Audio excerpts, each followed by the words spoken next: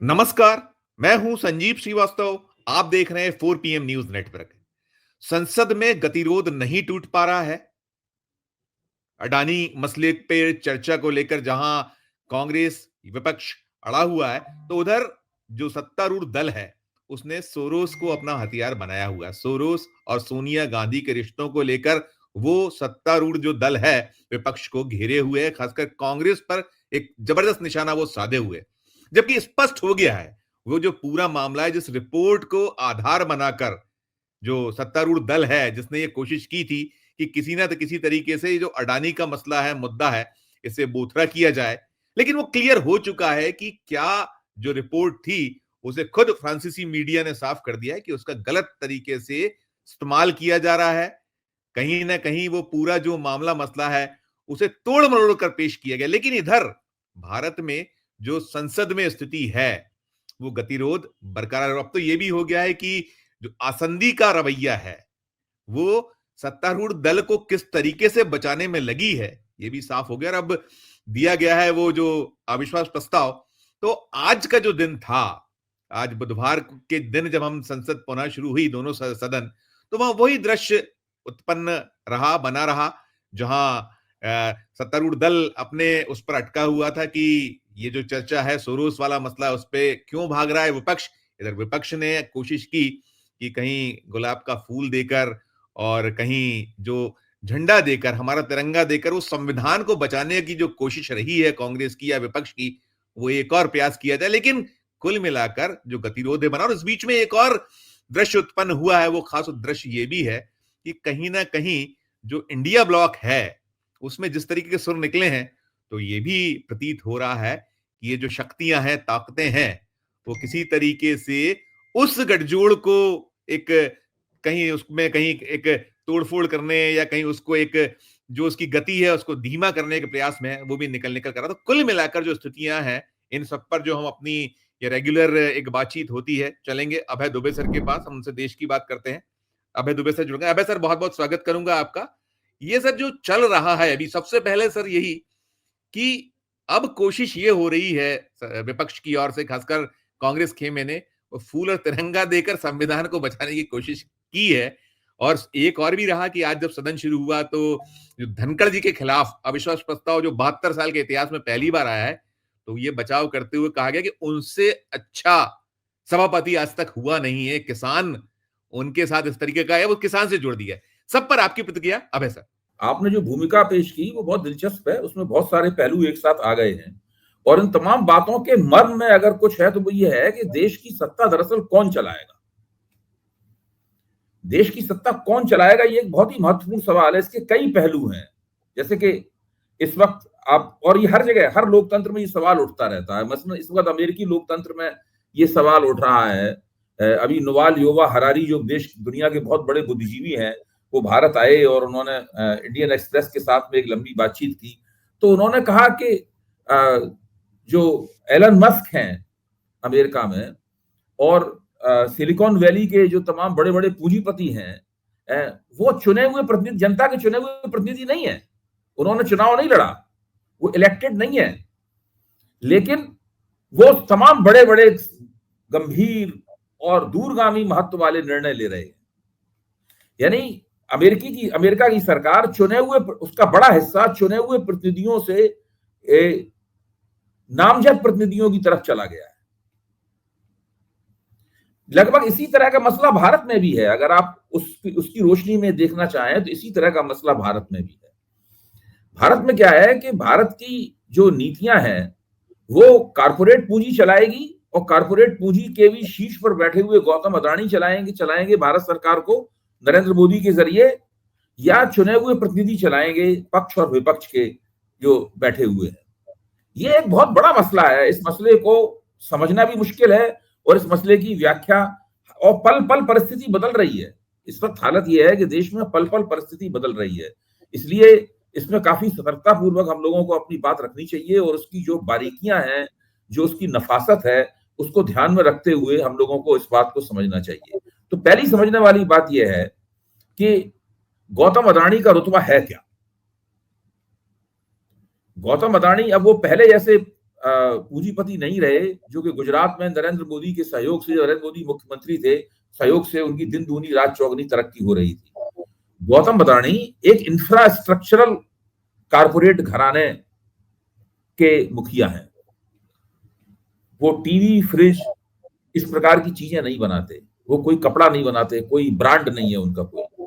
वो क्या करते हैं, वो बड़ी बड़ी गोदियां चलाते हैं, बड़े बड़े एयरपोर्ट चलाते हैं, किसी भी राज्य में बड़े विशाल टेक्नो पार्क बनाते हैं, बड़े बड़े साइलोस बनाते हैं, बड़े बड़े पुल बना सकते हैं। वो मतलब इस प्रकार की इंफ्रास्ट्रक्चरल बुनियादी सुविधाएं जो हैं, उन बुनियादी सुविधाओं को मुहैया कराने में जिस कारपोरेट घराने ने अपनी विशेषज्ञता हासिल की है, उसका नाम है अडानी ग्रुप।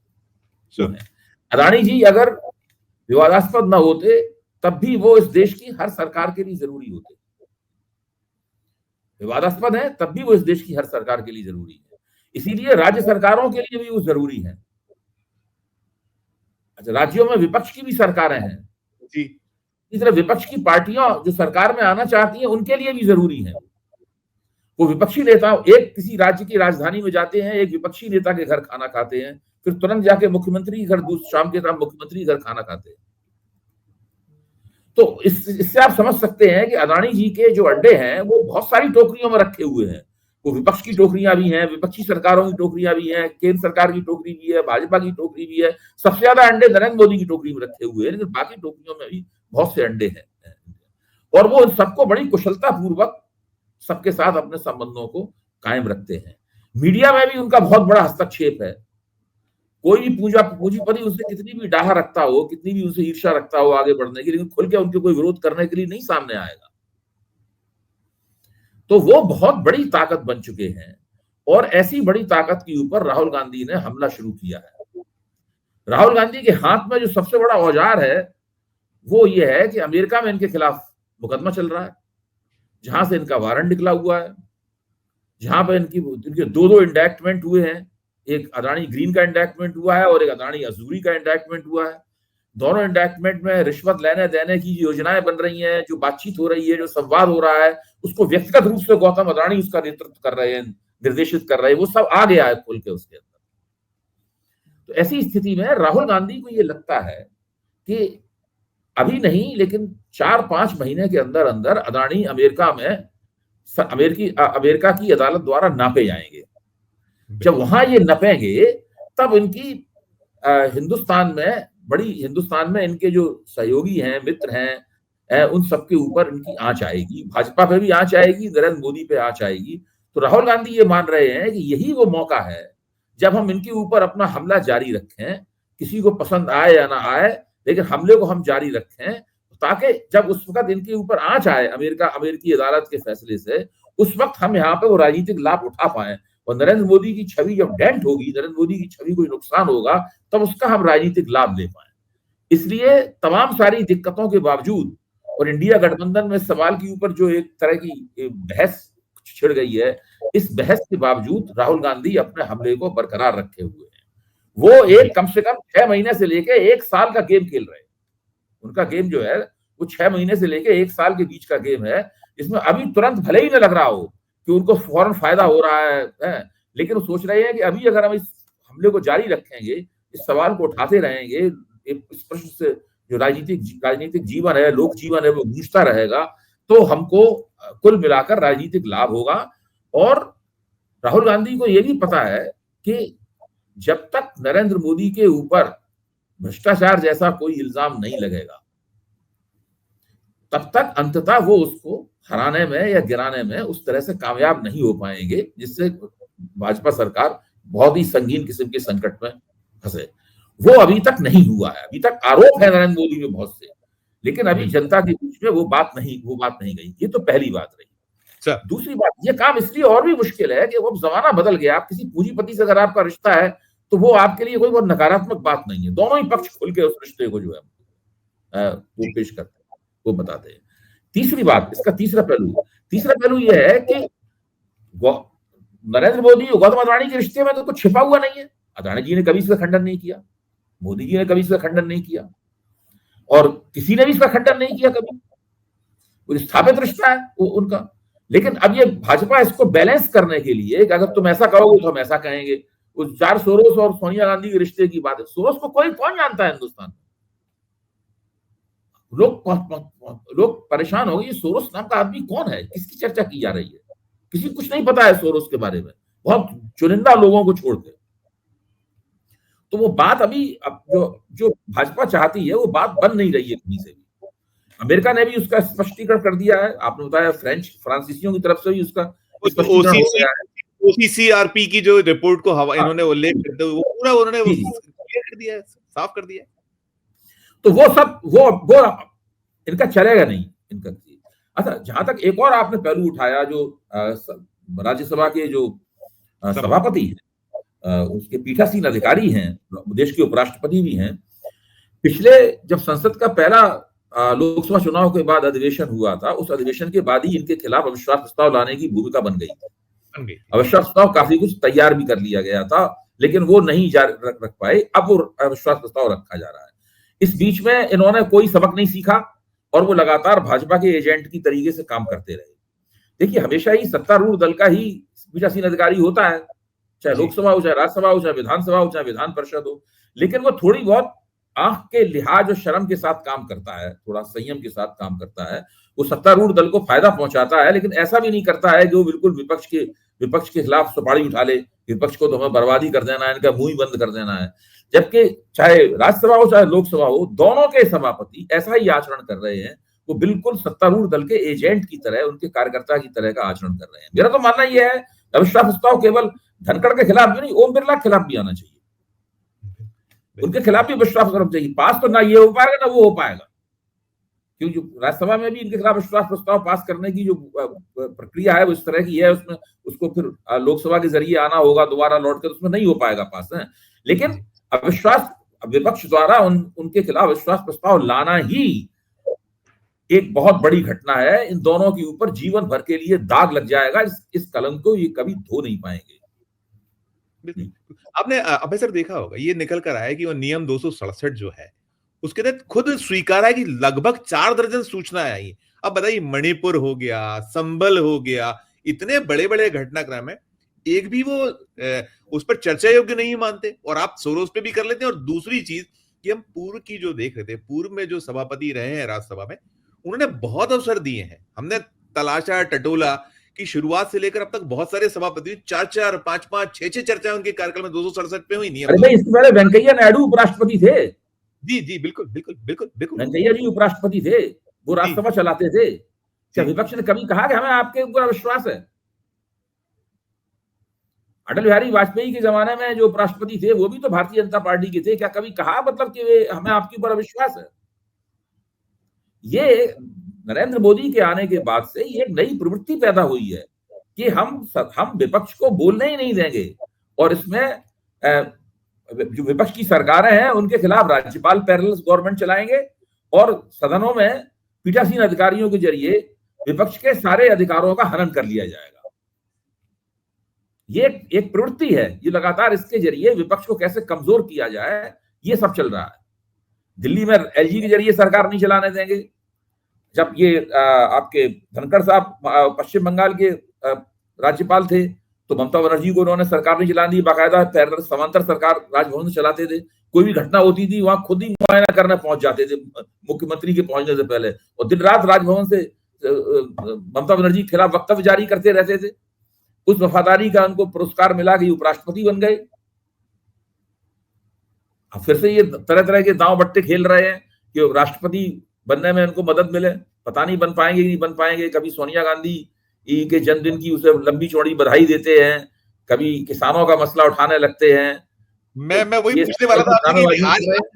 आज यही दलील दी गई कि किसान पुत्र, उनको इस तरीके से बदनाम, अब किसान पुत्र हो गए वो, और उनको सबसे अच्छा भाई, जब किसान आंदोलन चल रहा था, संजीव जी, किसान आंदोलन चल रहा था, तो इनको बाकायदा इन्होंने जो भूमिका उसमें निभाई थी उसमें इनकी बड़ी बदनामी हुई थी किसानों के बीच में, और अपने जाट समुदाय में भी बदनामी हुई थी इनकी। ये उसको, उस बदनामी को धोने के लिए सब ये ड्रामेबाजी हो रही है, और इसमें मुझे जानकारी नहीं है, लेकिन इसमें दोनों पहलू हो सकते हैं। या तो ये सब कर रहे हैं, राष्ट्रपति पद के लिए पेशबंदी कर रहे हैं, या कहीं इन्हें लग चुका है कि राष्ट्रपति पद मिलने वाला नहीं है। तो फिर वो आप किसानों की बात ही उठा ली जाए, सोनिया गांधी को बधाई दे दी जाए। सर एक सवाल ये है कि ये जो मुद्दे हैं, इश्यूज हैं, जी और जी। खासकर अडानी पर चर्चा से इतनी घबराहट, इतनी ऐसी बेचैनी क्यों है? एक अरब, जब आप 12 दिन हो गए हैं, 12 दिन से संसद नहीं चल पा रही, दोनों सदन लगभग वही हो रहा है, तो क्या दिक्कत है? और आप जो कह रहे हैं, आपने कहा कि दूरगामी परिणाम ये एक्सपोज होना है और बहुत तकलीफ इनको होना है, क्या ये खुद सरकार नहीं समझ रही, जानती है? अभी कितने दिन रोक पाइएगा आप? मतलब वो कहावत है, बकरे की अम्मा कब तक खैर मनाएगी? टिप्पणी आपकी सर। देखिए, इसमें अब जैसे कि जब गौतम अडानी के खिलाफ वहां अमेरिका में मामला शुरू हुआ था और सागर अडानी के यहाँ छापा पड़ा, फरवरी में पड़ गया था छापा, एफबीआई ने सागर अडानी के फरवरी में छापा मार के उनके सेल फोन और लैपटॉप कंप्यूटर सब जब्त कर लिए थे। उसी वक्त अडानी जी को एहसास हो गया होगा, तो काफी होशियार और कुशल व्यक्ति है, एहसास हो गया होगा कि ये मामला फंसने वाला है, तो वो चाहते तो उस वक्त निकल सकते थे। अमेरिका में डील करने की एक विधि होती है जिसके जरिए भाई हम जुर्माना दे देंगे, निकल जाएंगे, लेकिन उन्होंने ये नहीं किया, वो उन्होंने थोड़ा बाद में देखा जाएगा। तो यही रवैया सरकार का है, बाद में देखा जाएगा, जब अमेरिकी अदालतों में कुछ होगा तब देखा जाएगा। अभी तो हम नहीं, सब विपक्ष की बात सुनेंगे, विपक्ष की कोई बात नहीं मानेंगे, ये है पूरा रवैया। बिल्कुल बिल्कुल सर, इसमें जो सबसे खास है कि जो वो फ्रांसीसी जो मीडिया पार्ट है, मीडिया पार्ट ने इतना स्पष्ट कर दिया कि फर्जी समाचार, दुरुपयोग, और जो कैरिन फोटेडो ने तो अपने बयान में कह दिया है साफ साफ कि ये जो है प्योरली इसका इस तरीके से उपयोग और निंदा तक की है सर। इसके बाद भी शर्म या लिहाज कुछ भी नहीं है। अभी भी वो कह रहे हैं कि नहीं, ये मामले पे चर्चा होनी चाहिए। कोई आप सदन के भीतर बयान कर रहे हैं, एक झूठ गलत तरीके से प्रस्तुत करते हुए। देखिए, इसमें क्या होता है कि जैसे ही इस पर चर्चा होनी शुरू होगी और जब विपक्षी कहेगा देखिए फ्रांसीसियों ने भी खंडन कर दिया, अमेरिका ने भी खंडन, तो भाजपा का तर्क होगा अच्छा आपको फ्रांसीसियों और अमेरिकी लोगों के तर्क पे बहुत ज्यादा यकीन है, आप विदेशियों के तर्क पे ज्यादा यकीन करते हैं, मतलब जो है आपको भारत की चिंता नहीं है। देखिए, ये जो जिस तरह से पूरी बहस होती है ना, ये पूरी दलीलें दी जाती हैं, इन दलीलों में विदेशी हाथ वाला पहलू बड़ा, विदेशी हाथ है, आप विदेशी हाथ को सपोर्ट कर रहे हैं, फिर इस प्रकार की बातें की जाने लगती हैं। तो इसमें जब तक ये अदानी जी जो है वहां पर फंसेंगे नहीं पूरी तरीके से, अमेरिकी अदालत में फंसे हुए तो हैं ही, जब तक उनके खिलाफ फैसला नहीं होगा तब तक भाजपा का रवैया यही रहेगा। तो फैसला हो जाएगा तब देखिए भाजपा किस तरीके से इस मसले से अपने आप को दूर करने की कोशिश करती है। पिछली बार तब इसी मीडिया की रिपोर्ट थी तो आपने खारिज कर दी, ये अडानी से जुड़े मसले को आपने तब खारिज किया था कि ये बकवास रिपोर्ट है, ठीक नहीं है, इसी को खारिज किया गया था। मतलब जो आपको सूट करे तो ठीक है, नहीं सूट करे तो गलत है वो। बिल्कुल बिल्कुल। दूसरी चीज सर, ये जो इसमें विपक्ष का जिस तरीके से खासकर इंडिया ब्लॉक में कुछ जो दरारें दिखती हैं कि छोटा छोटा कहीं कुछ है, ये इसको कैसे देखा या लिया जाए? ये भी एक जो सारा कुछ ये है जो हमने मुझे तो लगता है, मैंने कल भी इस बात को कहा था, मैं फिर दोबारा कह रहा हूँ, जैसे ही ममता बनर्जी ने कहा कि भाई मैं इसका नेतृत्व करना चाहती हूँ, तो कांग्रेस को चाहिए था कि फौरन कहने लगता कि हाँ आप कीजिए नेतृत्व। असल में मुझे लगता है इस मामले में कांग्रेस की तरफ से काफी कमी है। कांग्रेस को इंडिया गठबंधन की एक संस्थागत ढांचा उसका बनाना चाहिए, उसका एक संयोजक होना चाहिए, उसका एक अध्यक्ष होना चाहिए, विपक्ष की जो भी गतिविधियां हों वो उस कमेटी के जरिए प्रोसेस हों पूरी की पूरी इंडिया गठबंधन की, तो वो एक बेहतर तरीका होगा। क्योंकि देखिए अडानी से कोई लड़ना नहीं चाहता मौजूदा, जब तक अडानी बिल्कुल स्पष्ट रूप से फंसते हुए न दिखाई दें तब तक अडानी से कोई लड़ना नहीं चाहता। केवल राहुल गांधी लड़ना चाहते हैं अभी अडानी से, बाकी और कोई नहीं लड़ना चाहता, ये एक हकीकत है। ममता बनर्जी नहीं लड़ना चाहती, उनको लगता है 10,000 करोड़ रुपए का हमें निवेश मिलेगा। अखिलेश यादव नहीं लड़ना चाहता, कोई नहीं लड़ना चाहता, विपक्ष का नेता नहीं लड़ना चाहता अडानी से। तो ये एक है स्थिति, इस स्थिति को, इस राजनीतिक स्थिति को हमें समझना होगा। और जब तक अडानी के ऊपर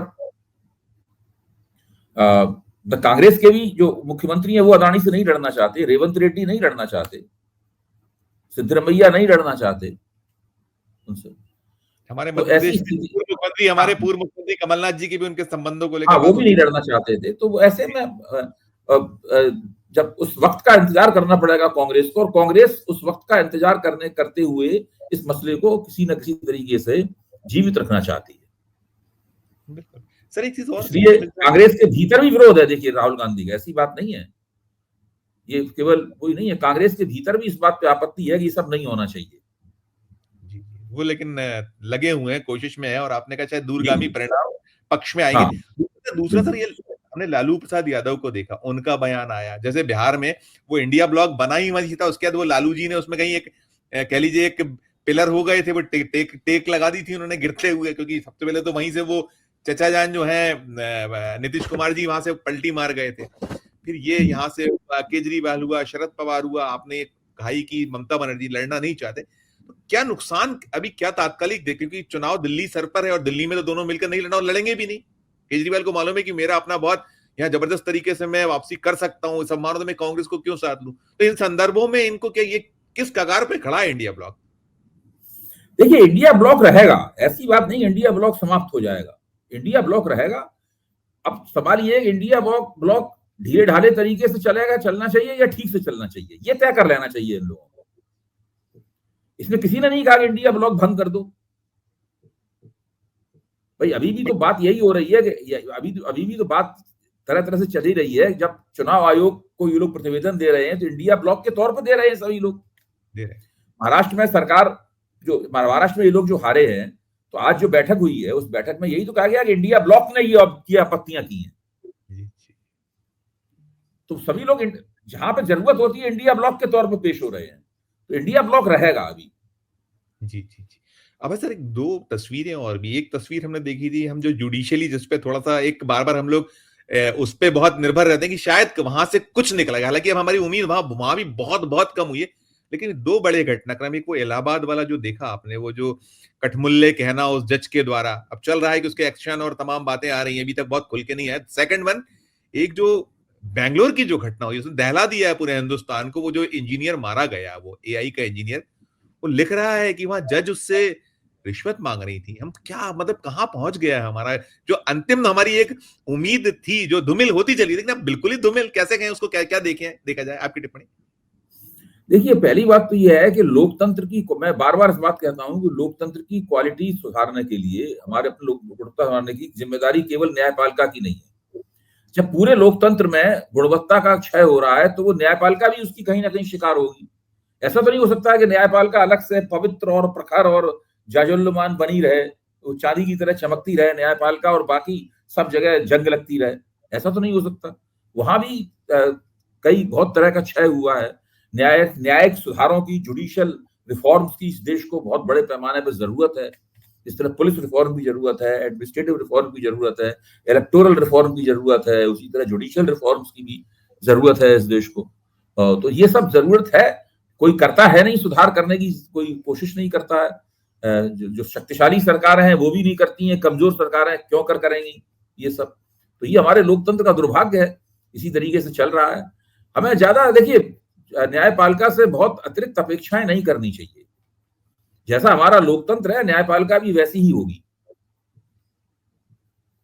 ना खाऊंगा ना खाने दूंगा और सब जुमलेबाजी हो कि देश एक ऐसे मोड़ पर खड़ा है जहां आप कोई उम्मीद फिलहाल तो ऐसी है कि सब यही जो आप कह रहे हैं कि फिर कुएं में भांग घुल रही तो घुलने दीजिए वाली स्थिति हो गई। हाँ हाँ, नहीं, कुआं में भांग तो पड़ी हुई है ही।